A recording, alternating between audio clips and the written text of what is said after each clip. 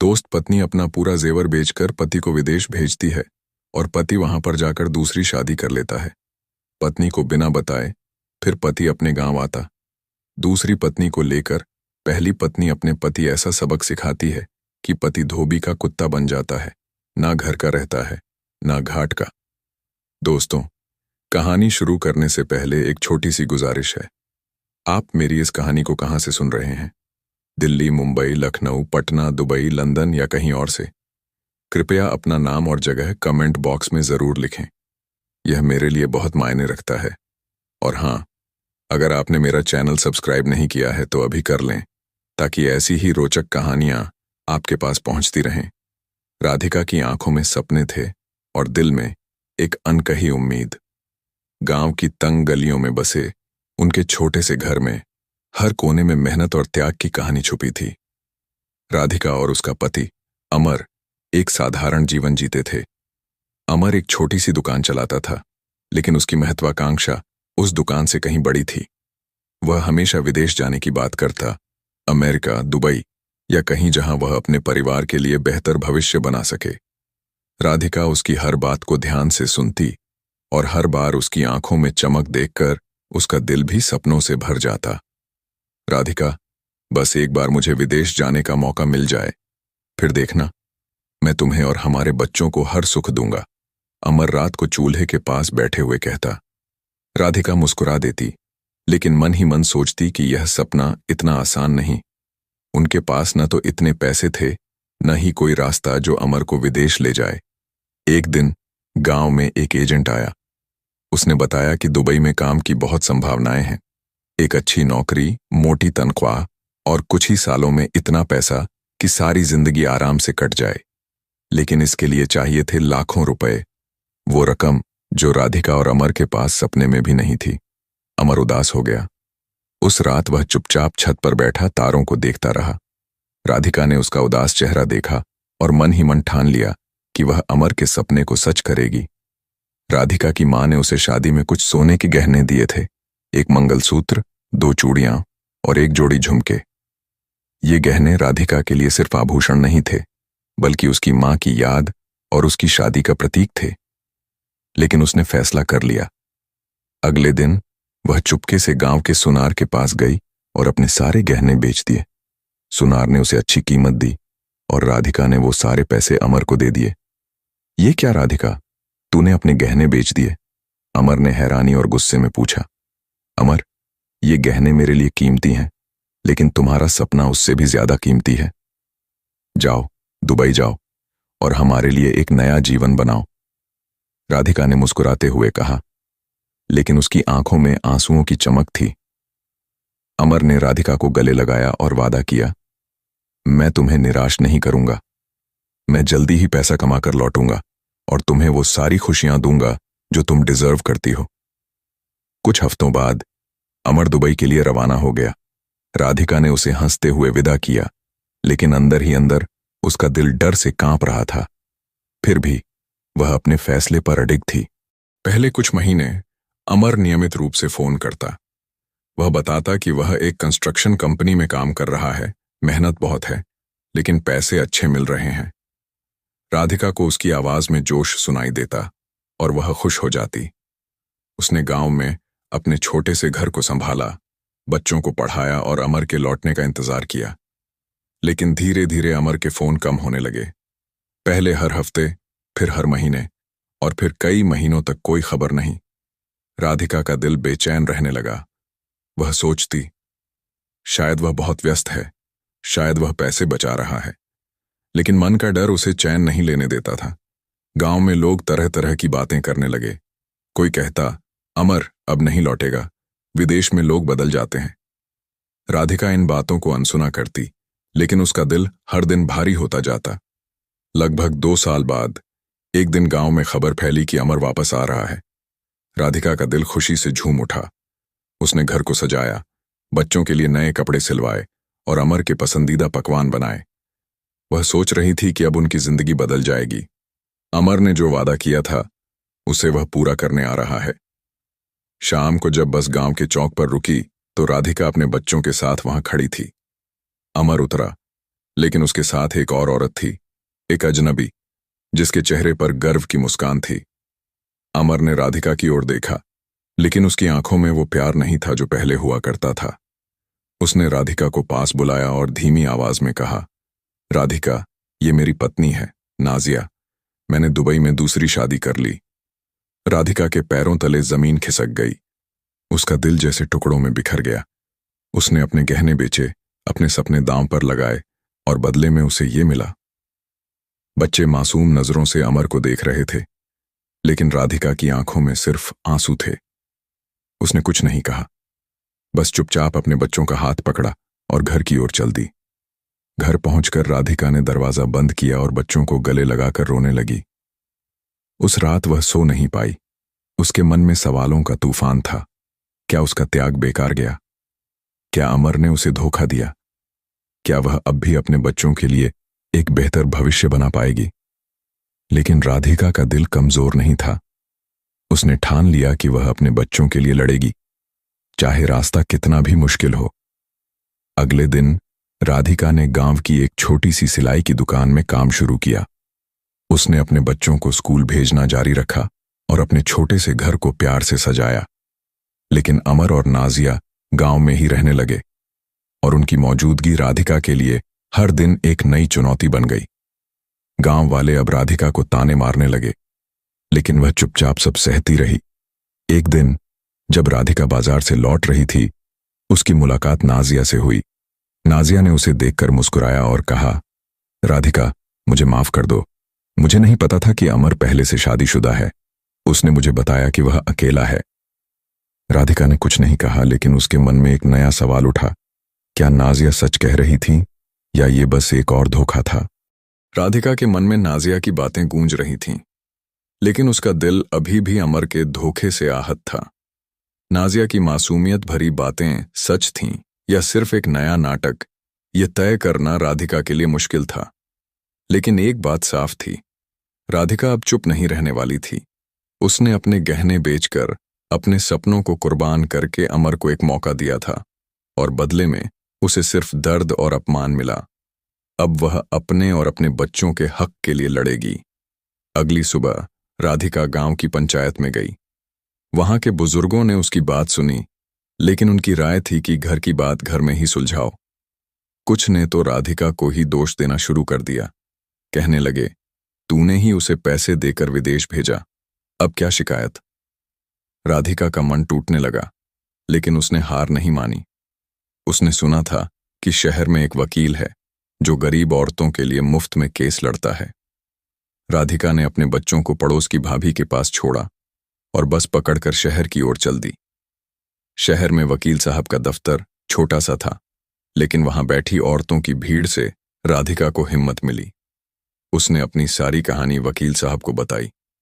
कैसे उसने अपने गहने बेचे, कैसे अमर ने उसे धोखा दिया, और अब कैसे वह दूसरी औरत के साथ गांव में ही रह रहा है। वकील साहब ने ध्यान से सुना और कहा, राधिका, तुम्हारा केस मजबूत है। अमर ने तुम्हारे साथ धोखा किया है, और कानूनन वह तुम्हारे और तुम्हारे बच्चों के लिए जिम्मेदार है। हम उसके खिलाफ बेगैमी, 2 शादियां और धोखाधड़ी का केस दायर करेंगे। राधिका के लिए ये शब्द नए थे, लेकिन उसने वकील साहब पर भरोसा किया। उसने सारी औपचारिकताएं पूरी की और केस दायर कर दिया। जब गांव में ये खबर फैली तो हंगामा मच गया। अमर को जब कोर्ट का नोटिस मिला तो वह गुस्से से लाल हो गया। वह राधिका के घर पहुंचा और चिल्लाने लगा, तूने मेरे खिलाफ केस किया, तुझे शर्म नहीं आई? मैंने तेरे लिए कितना कुछ किया। राधिका ने शांत लेकिन दृढ़ स्वर में जवाब दिया, अमर, मैंने तुम्हारे लिए अपने गहने बेचे, अपने सपने छोड़े, और तुमने मुझे क्या दिया? धोखा। अब मैं अपने बच्चों के लिए लड़ूंगी और तुम्हें जवाब देना होगा। अमर गुस्से में बड़बड़ाता हुआ चला गया, लेकिन राधिका को उसकी धमकियों से अब डर नहीं लगता था। उसने अपनी सिलाई की दुकान को और मेहनत से चलाना शुरू किया। गांव की कुछ औरतें अब उसका साथ देने लगीं, जो खुद भी अपने घरों में अन्याय सह रही थीं। राधिका धीरे धीरे गांव में एक मिसाल बनने लगी, एक ऐसी औरत जो अपने हक के लिए लड़ रही थी। इधर कोर्ट में केस की सुनवाई शुरू हुई। वकील साहब ने राधिका के गहने बेचने के दस्तावेज, अमर के विदेश जाने के सबूत और गांव वालों के बयान पेश किए। लेकिन अमर ने भी एक वकील कर लिया था जो ये दावा कर रहा था कि राधिका और अमर की शादी कानूनन मान्य नहीं थी क्योंकि उसका रजिस्ट्रेशन नहीं हुआ था। ये सुनकर राधिका का दिल डूबने लगा। उसने वकील साहब से पूछा, साहब, क्या मेरा सारा संघर्ष बेकार जाएगा? वकील साहब ने उसे ढांढस बंधाया, राधिका, हार मत मानो। हम साबित करेंगे कि तुम और अमर पति पत्नी थे। गांव के मंदिर में तुम्हारी शादी हुई थी और हम उन गवाहों को लाएंगे जो वहां मौजूद थे। लेकिन मुश्किलें यहीं खत्म नहीं हुई। एक दिन जब राधिका अपनी दुकान से घर लौट रही थी तो कुछ गुंडों ने उसका रास्ता रोक लिया। उन्होंने धमकी दी, केस वापस ले लो वरना तुम्हारे बच्चों को कुछ हो जाएगा। राधिका डर गई, लेकिन उसने हिम्मत नहीं हारी। उसने तुरंत पुलिस में शिकायत दर्ज की। पुलिस ने जांच शुरू की और पता चला कि ये गुंडे अमर के किसी जानकार के इशारे पर आए थे। इस घटना ने राधिका को और मजबूत कर दिया। उसने अपने बच्चों को और सख्ती से पढ़ाने का फैसला किया ताकि वे भविष्य में किसी के सामने झुकने को मजबूर न हों। लेकिन गांव में अब नाजिया की मौजूदगी भी एक सवाल बन रही थी। कुछ लोग कहते थे कि नाजिया को भी अमर ने धोखा दिया था और वह अब राधिका से मिलना चाहती थी। राधिका के मन में दुविधा थी, क्या उसे नाजिया पर भरोसा करना चाहिए या ये एक और चाल थी। एक शाम जब राधिका अपनी दुकान बंद कर रही थी तो नाजिया उसके पास आई। उसकी आंखों में आंसू थे। राधिका, मैं तुमसे मिलना चाहती हूं। मेरे पास कुछ बातें हैं जो तुम्हें जाननी चाहिए। राधिका ने उसे देखा लेकिन कुछ बोली नहीं। उसने सिर्फ इतना कहा, ठीक है, कल मेरे घर आना। राधिका के लिए हर दिन एक नई जंग की तरह था। कोर्ट की सुनवाइयां, गांव वालों की चुगलियां और बच्चों की परवरिश, सब कुछ एक साथ संभालना आसान नहीं था। लेकिन नाजिया की उस रात की मुलाकात ने राधिका के मन में एक नया जोश भर दिया। नाजिया ने बताया कि अमर ने उसे भी धोखा दिया था। उसने राधिका को कुछ दस्तावेज दिखाए जो साबित करते थे कि अमर ने दुबई में जो पैसे कमाए उसका बड़ा हिस्सा उसने छुपा लिया था। नाजिया ने कहा, मैं तुम्हारे साथ हूं राधिका। मैं चाहती हूं कि अमर को उसकी गलतियों की सजा मिले। राधिका ने नाजिया की बातों पर भरोसा करने का फैसला किया। उसने ये सारे दस्तावेज अपने वकील साहब को सौंपे। वकील साहब ने नाजिया को गवाह के तौर पर कोर्ट में पेश करने का फैसला किया। सुनवाई के दिन कोर्ट में हलचल मच गई जब नाजिया ने अमर के खिलाफ गवाही दी। उसने बताया कि अमर ने उसे शादी का झूठा वादा किया और उसकी कमाई का एक बड़ा हिस्सा गलत तरीके से अपने नाम कर लिया। नाजिया की गवाही और राधिका के सबूतों ने अमर के वकील के सारे दावों को कमजोर कर दिया। आखिरी सुनवाई के दिन कोर्ट रूम में सन्नाटा था। जज साहब ने अपना फैसला सुनाया। इस केस में साफ है कि अमर ने राधिका के साथ धोखा किया है। उसने न केवल बेगैमी की बल्कि अपनी पहली पत्नी और बच्चों के प्रति अपनी जिम्मेदारियों को भी नजरअंदाज किया। इसलिए कोर्ट का फैसला है कि अमर की आधी संपत्ति राधिका को दी जाएगी। इसके अलावा अमर हर महीने राधिका को 25,000 रुपये गुजारा भत्ता देगा ताकि वह अपने बच्चों का भविष्य संवार सके। राधिका की आंखों में आंसू थे, लेकिन इस बार ये खुशी के आंसू थे। उसने कोर्ट रूम में खड़े होकर वकील साहब और नाजिया को दिल से धन्यवाद दिया। अमर का चेहरा लटक गया था, लेकिन उसने कुछ नहीं कहा। वह चुपचाप कोर्ट से बाहर निकल गया। राधिका जब घर लौटी तो गांव की कुछ औरतें उसका स्वागत करने आईं। वे कहने लगीं, राधिका, तूने हम सब के लिए मिसाल कायम की है। अब हमें भी हिम्मत मिलेगी अपने हक के लिए लड़ने की। राधिका ने फैसले से मिली संपत्ति का इस्तेमाल समझदारी से किया। उसने अपनी सिलाई की दुकान को और बड़ा किया और गांव में एक छोटा सा स्कूल खोलने का प्लान बनाया ताकि गरीब बच्चों को मुफ्त शिक्षा दे सके। 25,000 रुपये का गुजारा भत्ता उसे अपने बच्चों की पढ़ाई और घर के खर्चों में मदद करता था। लेकिन राधिका का मन अभी भी पूरी तरह शांत नहीं था। अमर अब भी गांव में था और उसकी मौजूदगी राधिका के लिए एक अनकहा तनाव थी। एक दिन जब राधिका अपनी दुकान पर थी तो उसे खबर मिली कि अमर ने गांव छोड़ने का फैसला किया है। कुछ लोगों का कहना था कि वह नाजिया के साथ शहर चला गया, जबकि कुछ का कहना था कि वह फिर से विदेश जाने की तैयारी कर रहा है। राधिका को इस खबर से राहत मिली, लेकिन साथ ही एक डर भी था। क्या अमर फिर से कोई नई चाल चलेगा? क्या वह गुजारा भत्ता देना बंद कर देगा? इसी बीच नाजिया ने राधिका से फिर मुलाकात की। उसने बताया कि वह भी अमर से अलग हो चुकी है और अब अपने लिए एक नई शुरुआत करना चाहती है। नाजिया ने राधिका से कहा, मैं तुम्हारे साथ मिलकर कुछ करना चाहती हूँ। शायद हम दोनों मिलकर गांव की औरतों के लिए कुछ कर सकें।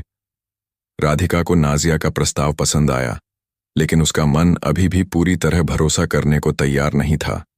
राधिका ने अपने बच्चों के साथ एक नई जिंदगी शुरू की थी, लेकिन उसके सामने अब कई सवाल थे। क्या वह नाजिया के साथ मिलकर काम करेगी? क्या अमर सचमुच गांव छोड़कर चला गया, या वह फिर से कोई नई मुसीबत लाएगा? और सबसे बड़ा सवाल, क्या राधिका अपने बच्चों को वो भविष्य दे पाएगी जिसके लिए उसने इतना संघर्ष किया? राधिका ने नाजिया की बातों पर गहराई से सोचा। उसका मन अभी भी दुविधा में था, लेकिन नाजिया की आंखों में ईमानदारी और एक नई शुरुआत की चाहत साफ दिख रही थी।